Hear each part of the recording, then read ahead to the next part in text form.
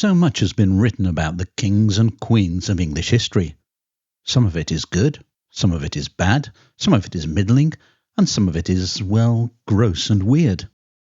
In this video, we shall make our way back through the foggy mists of time to tell the strange stories of two kings and one queen who, when they had shuffled off this mortal coil, suffered the added indignity of exploding before they could be laid to rest.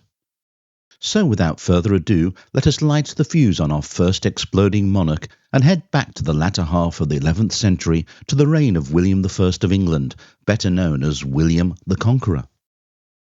By the summer of 1087, William had let himself go a bit, and like so many gentlemen of a certain age, he was trying desperately to come to terms with the onset of the dreaded Middle Age spread. He therefore retreated to his power base at Rouen for a sort of weight-loss boot camp aimed at reducing the size of his embarrassingly prominent paunch.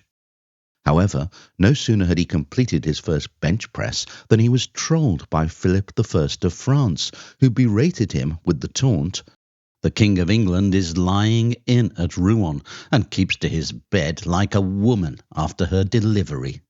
Of course, the best way to deal with trolls is to completely ignore them, but William hadn't got where he was by turning the other cheek, no matter how chubby that cheek now happened to be, and he made what would turn out to be the fatal error of rising to the bait, and easing his stomach along with the rest of himself into his chainmail, he swore a terrible oath and set off post-haste to revenge this injurious taunt at the expense of multitudes.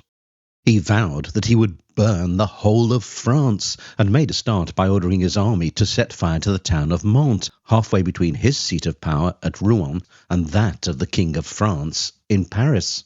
There are several versions as to what happened next.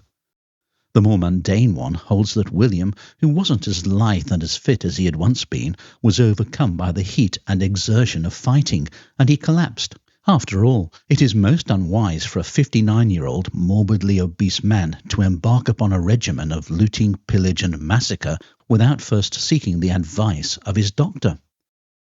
A second, more dramatic account holds that his horse stepped on a burning ember and reared up, throwing William forward in the saddle and driving his prominent belly so hard against the pommel that the impact ruptured his internal organs. Yet another version has it that he was thrown into the pommel as his horse jumped over a ditch. Whatever the cause, William was mortally injured, and he was taken back to Rouen, where his condition continued to worsen. Realizing that the end was drawing nigh, it dawned on William that he might not have led what could by any stretch of the imagination be termed an exactly exemplary life, and, according to the chroniclers, he gave way to repeated sighs and groans, and, begging those present to pray for his soul, he confessed his sins and sought pardon. He ordered that his vast ill-gotten wealth be distributed to the churches and to the poor, so that what I amassed through evil deeds may be assigned to the holy uses of good men. Compensation was also sent as penitence to the clergy of Mantes, so that they might rebuild the churches that William's army had destroyed. William endured almost 8 weeks of agony before, on the morning of September the 9th, 1087, he commended his soul to the Virgin Mary and drew his last breath. With William lying dead on his bed, the assembled nobles, knights and bishops burst into tears of genuine, inconsolable, heartfelt grief. They stayed loyally at his bedside, determined that in death the proud and noble conqueror should be treated with respect and love befitting such a wise, caring, penitent and... wrong script. No sooner had William breathed his last than all the wealthy nobles and knights made a dash for the door and headed back to their castles, anxious to secure their property and lands now that the king was dead. The household servants, left to their own devices, followed William's lifetime example to a T, and they set to work looting everything that wasn't nailed down, whilst prizing loose anything that was nailed down. They seized his armour and weapons, grabbed hold of his silver, stripped the clothing and jewellery from his barely cold corpse, took down the tapestries, bundled up the linen along with all the royal furnishings, and hurried away, leaving William's body almost as naked as the day he was born on the cold stone floor of his apartments. His body remained there for several days before a passing knight took pity and, at his own expense, had the royal cadaver conveyed by boat down the Seine, placed on the back of a cart, and trundled to Caen for burial at the Abbey de Saint-Étienne, which had been founded by William 3 years before his historic victory at the Battle of Hastings. Unfortunately, William's posthumous litany of misfortune continued when a fire broke out in the town and his body was again put aside for a few days, whilst the monks and residents fought to bring the conflagration under control. With the flames extinguished, attention turned once more to William's rapidly ripening remains, which were finally carried into the church in readiness for his interment. Since no preparations had been made to receive such an honoured carcass, a grave had to be dug for him, and this the monks did with impressive speed. At last all was ready for the final chapter in the saga of the life of William the Conqueror, and the funeral service got under way. The congregation was asked to forgive William's transgressions, whereupon a poor knight by the name of Anselm Fitzarthur piped up that William had stolen the land on which the abbey stood from his father, and that the king's dead body would lie at rest on land that was rightfully his over his dead body. Actually, his exact words were, "In the name of God, I forbid that the body of the despoiler be covered with the earth of my inheritance," although obviously he would have said them in Norman French, which I'm not even going to attempt. There was another undignified delay in order that his claim could be investigated. It was found to be genuine, and this necessitated a spot of haggling to agree suitable compensation in order that the king's mortal remains could finally be put in the ground he had usurped from the Fitzarthur family. The haggling over, the compensation was paid, and the service could continue. Phew, all those present thought to themselves, closure at last. Goodness gracious, thought the bacteria building up inside William's corpse. It's getting a bit gassy in here. Finally, setbacks and obstacles could be put behind them, and the solemn moment for the king's interment in his hastily prepared tomb arrived. The monks duly carried the king's remains to the grave, and as the congregation looked on, they began lowering him into his sarcophagus. At which point, they learnt another valuable lesson. Preparing a grave for a morbidly obese dead monarch whose bloated corpse has been left lying around for a considerable amount of time is best not done in haste. The sarcophagus, it transpired, was too small for William's body, but the monks were, to say the least, growing a little impatient at how long all this was taking, and so they attempted to force William into the sarcophagus by pressing down on his stomach. It wasn't a good idea. According to the chronicler Orderic Vitalis, writing 75 years later, but considered pretty reliable, the swollen bowels burst, and an intolerable stench assailed the nostrils of the bystanders and the whole crowd. A Victorian account imbued the story with a little extra element of grossness, claiming that the putrid contents spilled across the floor, filling the church with a smell that was so overpowering that all present were forced to flee the church. As the mourners milled around outside, retching and gulping down as much sweet fresh air as they could, 2 monks were ordered back into the church, and having completed the stomach-churning task of forcing William into his tomb, they retreated to their cells to recover from the ordeal. The mourners then trooped back into the church, the service was completed at great speed, and, according to a chronicler, afterwards the people departed in sad silence, discoursing diversely of all these extraordinary accidents. As funerals go, William's had certainly been one to remember. Almost 500 years went by before another English sovereign exploded. Admittedly, a few of them suffered various other indignities after death, but for our next royal detonation, we had to wait until the end of the reign of a king who is as famous, if not more so, than William the Conqueror, Henry VIII. There is so much that could be said about Henry. His marriages, beheadings, his break with Rome, his dissolution of the monasteries, all of which could fill a video of their own.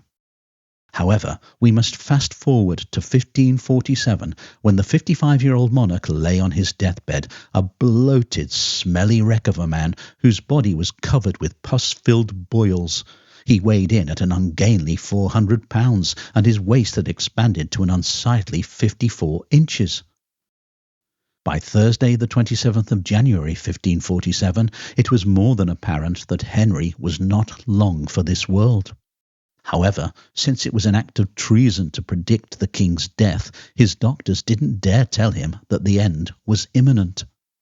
In the end, it was Sir Anthony Denny, his loyal groom of the stool, who plucked up the courage to tell Henry that, in man's judgment, he was not like to live, and that he should remember his sins as becometh every good Christian man to do.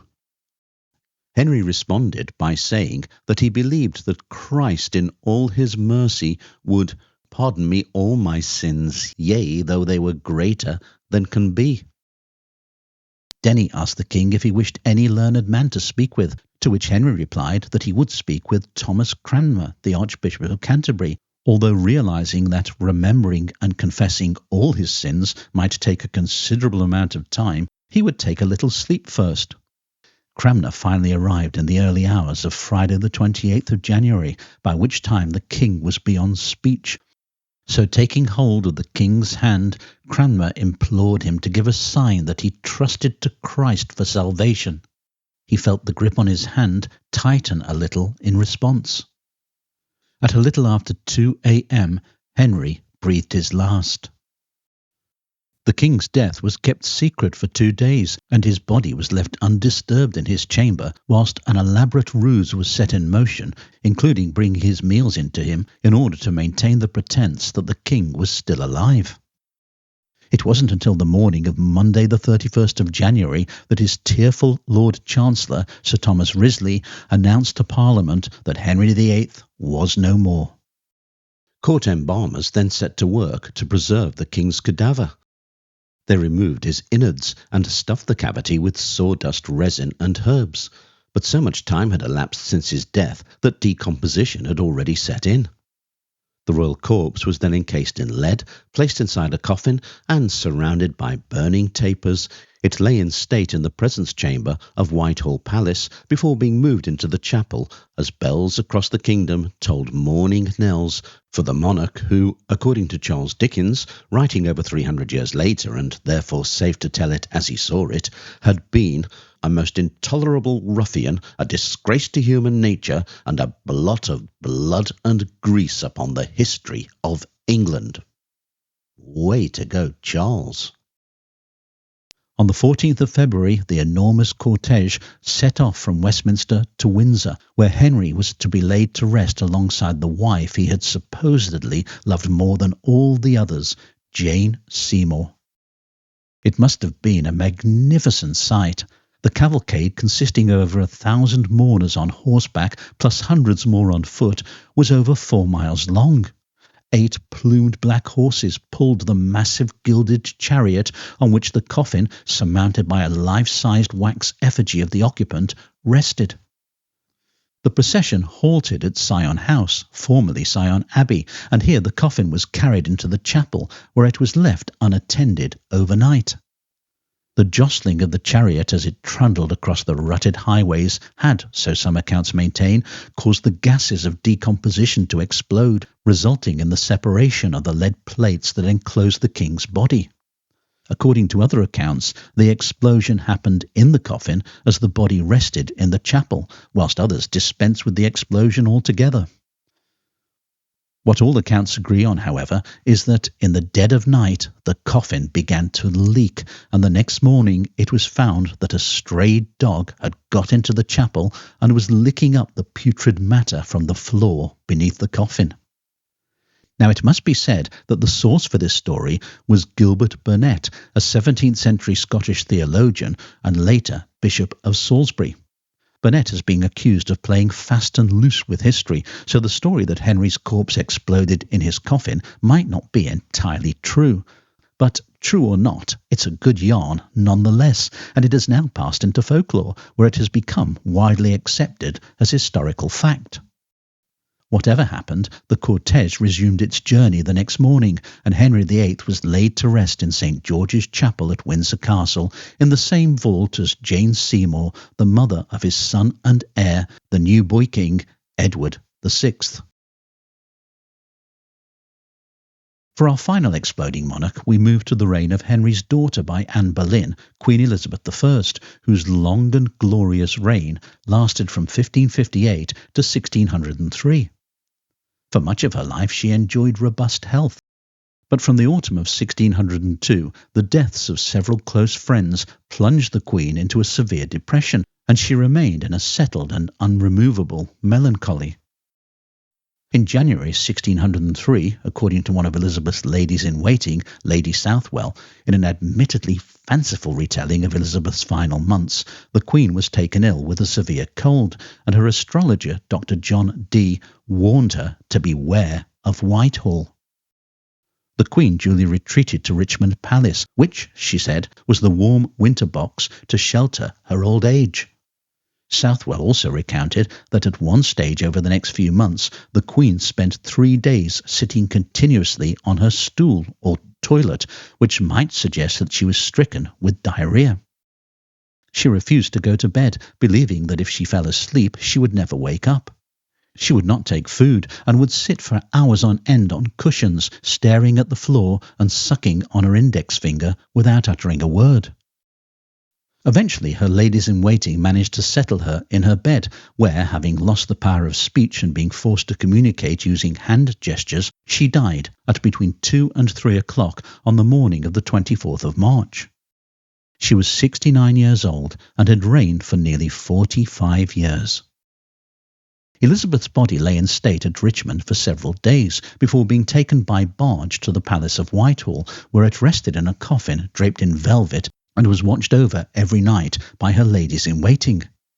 It was at some stage over this period that, according to Elizabeth Southwell, the watchers heard a loud crack from inside the coffin, and the Queen's body and head broke open from the pressure of the noxious gases that had built up inside her corpse.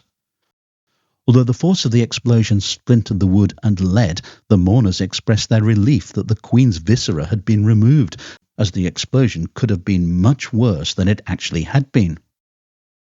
On the 28th of April, just over a month after her death, Elizabeth's body was conveyed in a grand procession to Westminster Abbey, where she was buried in the vault occupied by her grandfather, Henry VII, and her grandmother, Elizabeth of York.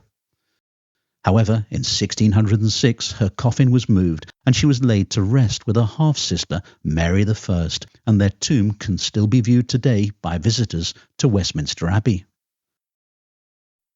And thus our look at England's exploding monarchs draws to its conclusion. Coincidentally, the 2 kings and 1 queen whose reigns ended with a bang are probably 3 of the most famous monarchs in English history. Admittedly, the accounts of Henry and Elizabeth's exploding cadavers come from sources that cannot by any stretch of the imagination be described as unimpeachable, but William's explosive end was well documented, so we can say with certainty that at least one of the 3 exploded after death. And with that mental image, dear viewer, I will leave you to enjoy the rest of your day or night.